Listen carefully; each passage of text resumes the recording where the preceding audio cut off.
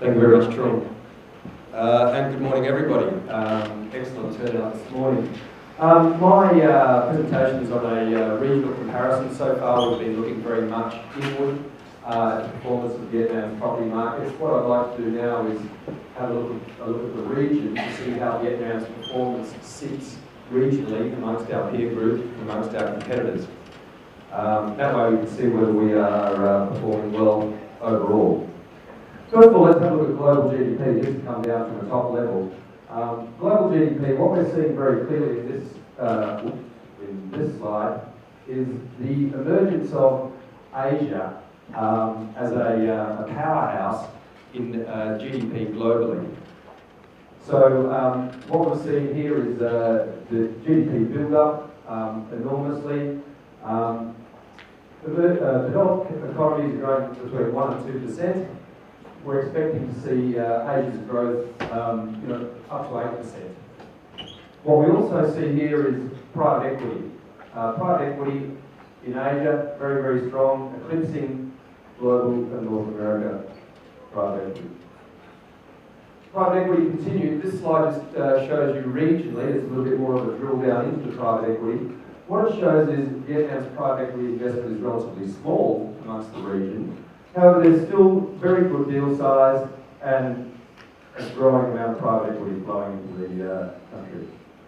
Regional GDP. This one we always go on about. This is a very telling piece of data amongst our regional competitors. What we see is Vietnam is very active. Oh, sorry, can we go back a slide? Yeah. What we see here is that Vietnam is very, very active amongst its peer group. So it's got very, very similar GDP to its neighbouring countries. What is very good, though, is that here we are in 2012. The forecast GDP for Vietnam is very, very strong against our neighbours. That means that we have a very, very good chance of greater success in the future over the near term. Regional foreign direct investment, what this slide is showing is the amount of foreign direct investment into Vietnam. We can see that we're relatively modest here amongst our neighbours. What's very, very important about this slide, and the notes down at the bottom here, where we're once again seeing the emergence of Asia and Southeast Asia as very, very strong foreign direct investment outflows. So we've seen there's a compound annual growth rate between 2005 and 2011, almost 23% direct foreign direct investment outflows. So this is the emergence of Asia and strength globally. We are now making up 16% of the world's total FDI outflows. Regional politics. At the moment, there's a lot of sensational news, conflicts, heightened awareness of issues within the region. This is a product, generally, of elections and change in government. So what we can expect to see is this strong national sentiment continuing amongst countries in the region. And this is just a product of the political cycle at the moment. Private consumption, this is a very, very good slide. This shows Vietnam's private consumption. We have very, very strong private consumption in Vietnam.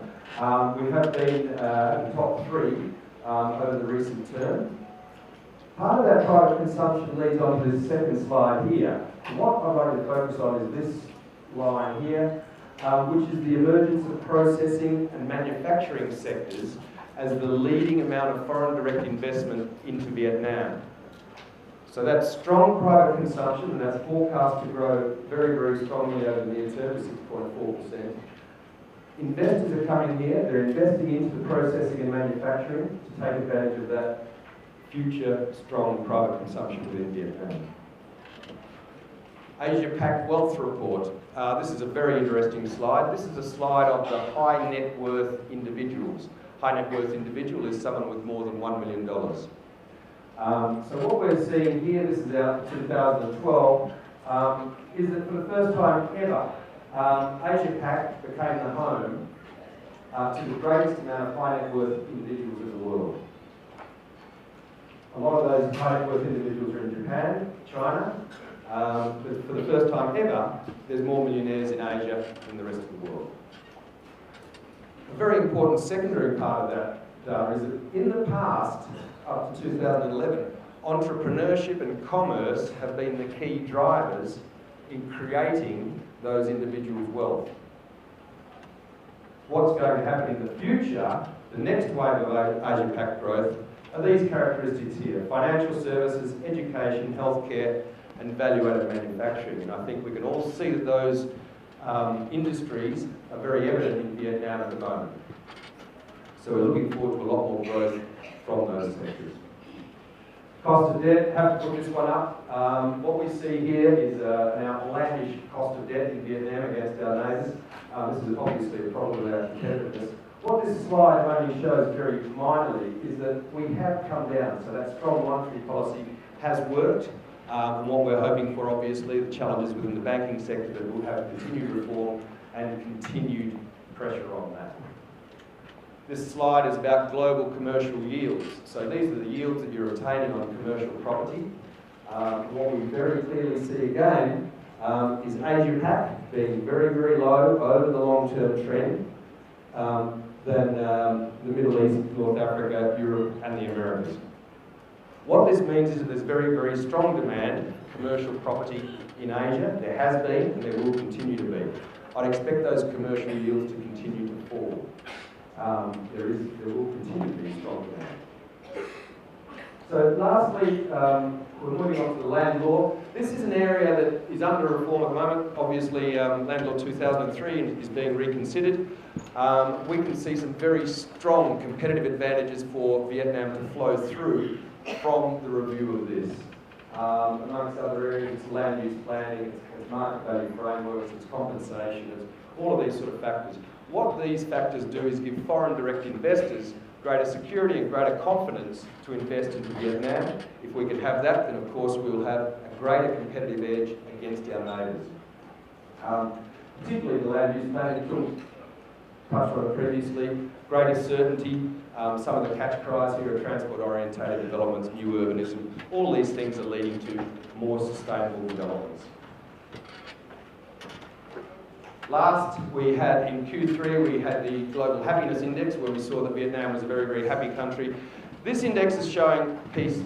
Socio-economic indicators are very, very important beyond just straight commerce. There was 158 nations surveyed, and they used 23 indicators of things like terrorism, violence, police action, heavy armaments, all of these sort of things. Vietnam came out number 34, which is in the upper echelon of the most peaceful countries in the world. The good news overall is that the world is a slightly more peaceful place this year than it was last year. And Iceland, for whatever reason, is number 2 again. Somalia, I think there's no doubt that deserves the bottom. So that concludes my part of the presentation. I'd like to thank you very much for your attendance. We do have time for questions and answers, so I'd like to invite Do Hang and Chung back to the stage. So if you have any very difficult questions, you can ask them. Yeah, please. Let's have some questions and answers. There's microphones around the room. If you'd like to just put your hand up and get a microphone to you.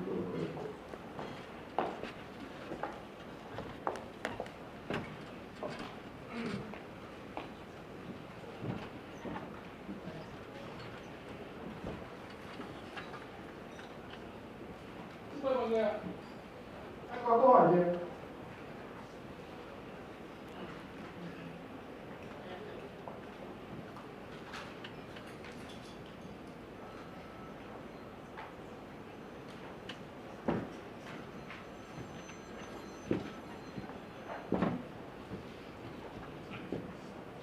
Anh có câu hỏi gì liên quan bài trình bày hoặc mọi người có vẻ nghi ngại thì chúng ta sau khi cái bài trả lời câu hỏi này chúng ta có thảo luận cái phần thời gian sau thì trực tiếp.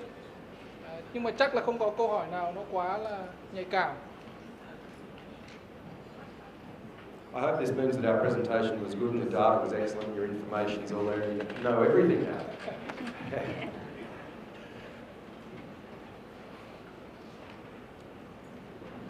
Okay, if there's no more questions, all of the Savills senior team are here.